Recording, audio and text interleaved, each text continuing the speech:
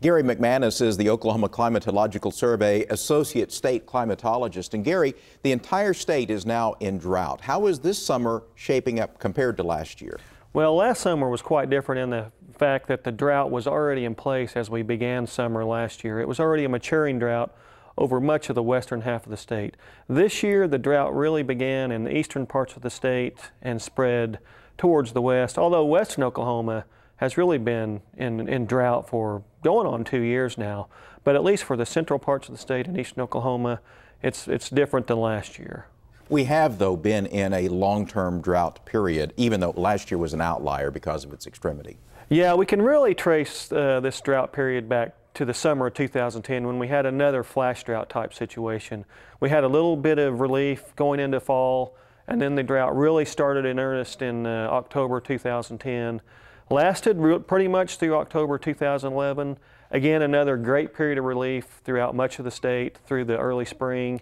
And then unfortunately, the rains went away again during April, and we went right back into another flash drought type situation. How does the drought affect the heat? Well, heat and drought are very much entwined in Oklahoma, especially during the summer months. When you have the drought starting to take place, you start to lose soil moisture, you start to lose that vegetation.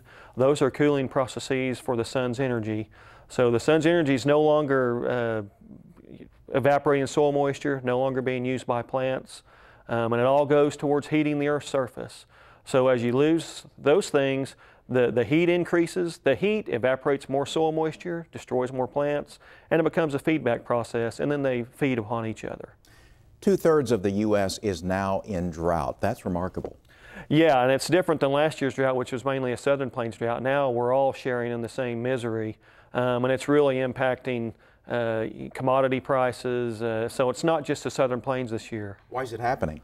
Well, you know, it's just a continuation of the pattern that we've seen really throughout most of this year already, where that jet stream's been pushed farther to the north. There's been a high pressure system over the Great Plains.